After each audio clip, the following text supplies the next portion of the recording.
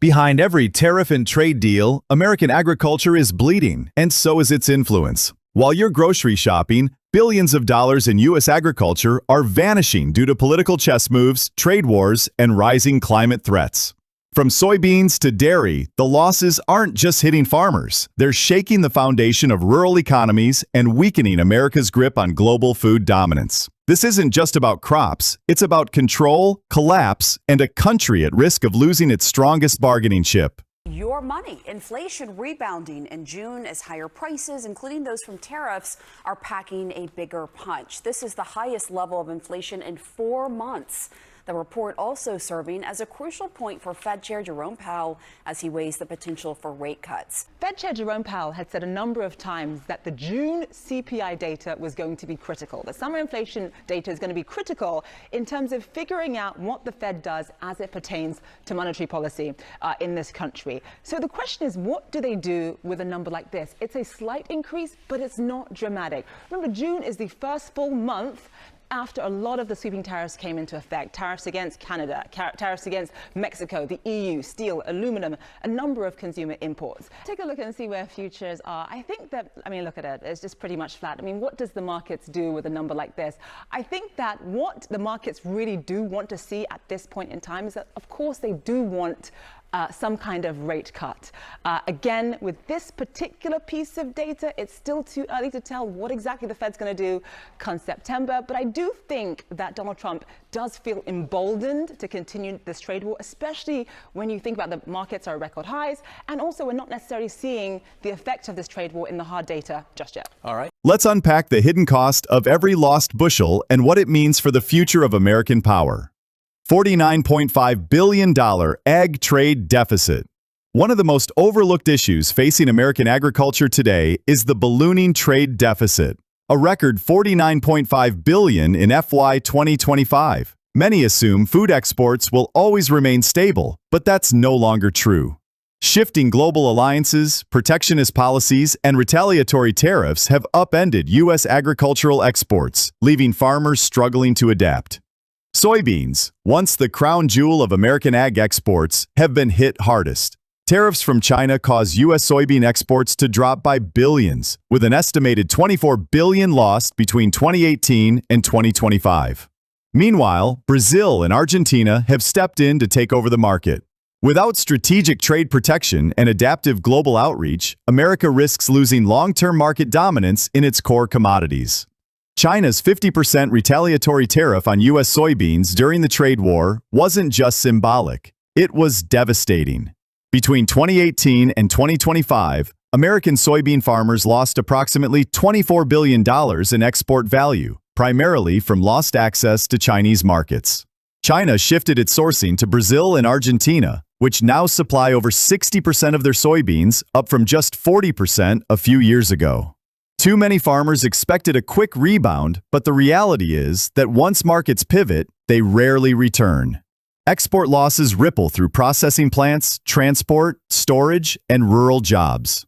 Hoping for a policy reversal is not a strategy. Agricultural businesses must diversify both their crops and their customer bases now. American corn's silent decline. Corn hasn't made headlines like soybeans, but it's also taken a serious hit. China slashed expected U.S. corn purchases by 84% in recent years, translating into an estimated $10 to $15 billion in losses from 2022 to 2025. In a market that runs on tight margins, this drop is catastrophic for rural economies that depend on corn. What's worse, while U.S. producers waited for demand to return, other countries stepped in. Ukraine, Brazil, and Argentina have ramped up corn exports, carving out new footholds. Farmers relying on old trade patterns are being left behind. It's time to look to new buyers, invest in more resilient crops, and use financial instruments to hedge against volatile markets. Agriculture Secretary Brooke Rowland saw it in a gleaming vision, kill two birds with one stone. Her problem is that the Trump administration's immigration crackdown is affecting farms across the country. Food production is at risk of slowing down as migrant farm workers hesitate to show up to work. They fear being detained or deported because ICE agents are descending on America's farms. Authorities say they arrested more than 300 farm workers in a recent operation targeting two California cannabis farms. They say they were not pursuing another worker when he suffered a fatal fall during one of those raids. We must be strategic in how we are implementing the mass deportation so as not to compromise our food supply. Ultimately, the answer on this is automation, also some reform within the current governing structure. The deporting of these migrant workers is just going to have a really bad effect on agriculture. But much more than that, it's going to have a big effect on the economy in general. The Dallas Federal Reserve Bank released an analysis this week into the effect of Trump's immigration crackdown on GDP growth just in the next 2 years. It says with current immigration levels, GDP growth could be 0.8 percentage points lower than it would have been at late 2024 immigration levels. Now, I will say 0.8% may not seem like a lot to people, but to those of us who follow economics, that's a very, very big deal. Yeah, I mean, you're talking billions of dollars on the low end.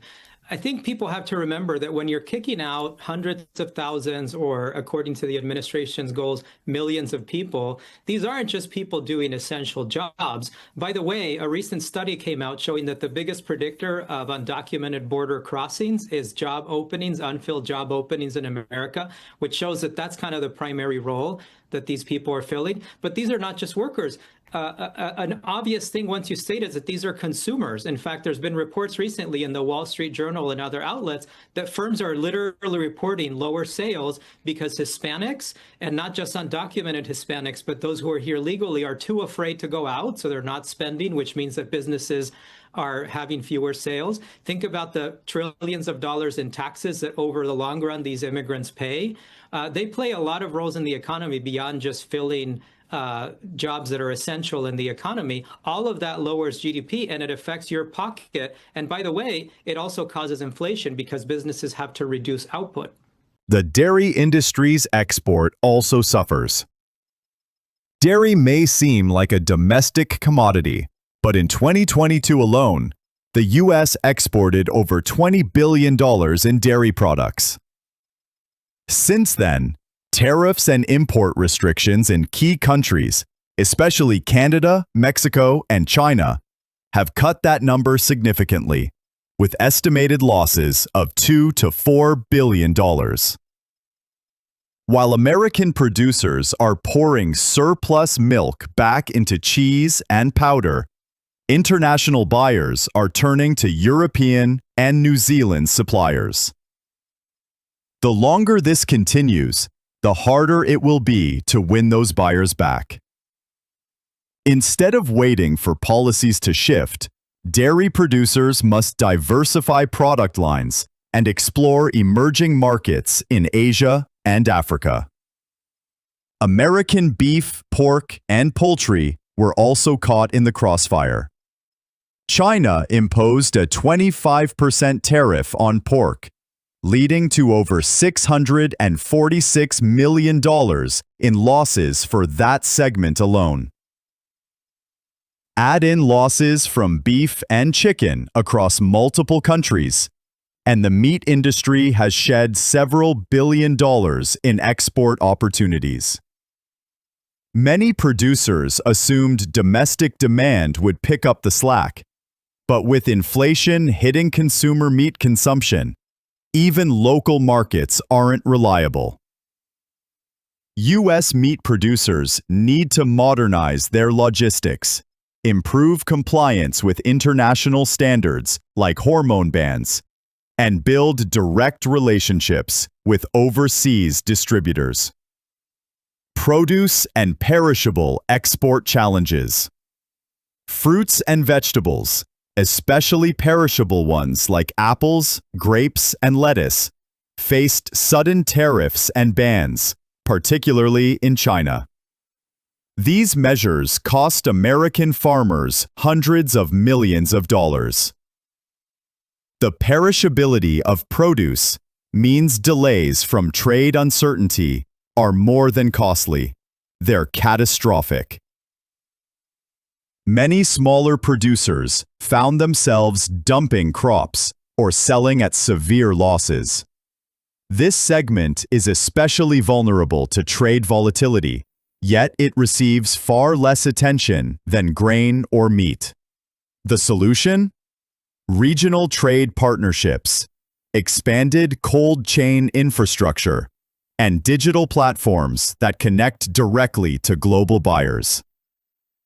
While trade wars dominate headlines, climate volatility is quietly draining billions.